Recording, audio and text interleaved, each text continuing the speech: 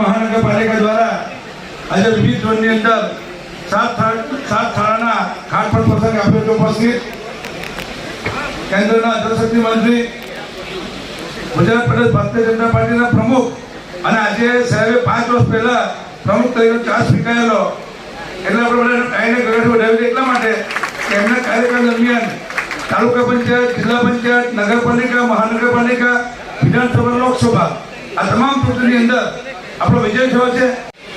પરંતુ શહેરના બાળકોના હિત માટે એમને એડમિશન ના મળે એના કારણે કોઈ એનું ભવિષ્ય ધૂંધળું ના થઈ જાય એના માટે મહાનગરપાલિકાના શાસકો દ્વારા ત્યાં સુમન સ્કૂલો ચાલુ કરવામાં આવી છે અને દર વર્ષે વધતી જાય છે.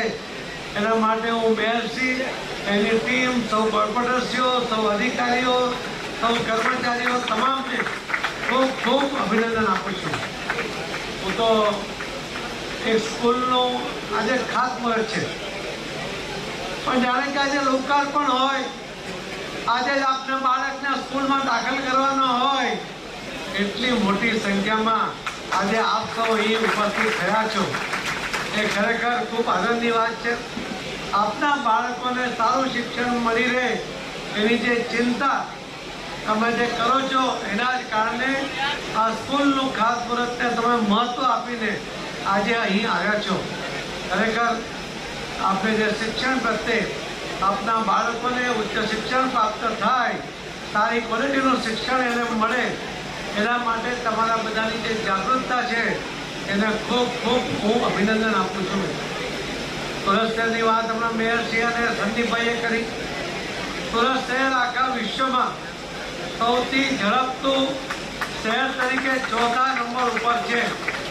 એક નાનું શહેર, એક ગંદુ ગોબરું શહેર આજે આ દેશની અંદર સ્વચ્છતામાં સર્વોત્તમનું બિરુદ એ સુરત શહેરે મેળવ્યું છે. એના માટે પણ તમને બધાને અભિનંદન છે. એ બિરુદ મેળવવા માટે તમે સૌ શહેરીજનો, સુરત મહાનગરપાલિકાના સફાઈ કર્મચારીઓ, અધિકારીઓ અને જે સૌ ચૂંટાયેલા પ્રતિનિધિઓ છે એ બધાના સાથ અને સહકારને કારણે એક સમયે ગંદુ ગોબરું આ શહેર આજે આખા દેશમાં સ્વચ્છતામાં સર્વોત્તમનું બિરુદ મેળવીને જે સુપર લીગ છે એમાં પણ ટોપ પર રહ્યું છે. એના માટે તમને અભિનંદન આપું. સુરત મહાનગરપાલિકા દ્વારા આજે વિવિધ ઝોનની અંદર 7 શાળાના ખાતમુહૂર્ત પ્રસંગે આજે પાટડી મુકામે પણ સી આર પાટીલ સાહેબ, જે આપણા કેન્દ્રીય જળશક્તિ મંત્રી છે, ગુજરાત પ્રદેશ ભારતીય જનતા પાર્ટીના પ્રમુખ છે, અને મેયરશ્રી અને આગેવાનની હાજરીમાં જે ખાતમુહૂર્ત પ્રસંગ યોજાયો હતો. ખૂબ આનંદની વાત છે કે આજે સચિન પાટડી વિસ્તારની અંદર ખાસ કરીને પરપ્રાંતીય વિસ્તારના બાળકો, કારણ કે ઉદ્યોગો નજીક હોવાને કારણે એમને અભ્યાસની મોટી સુવિધા મળે છે.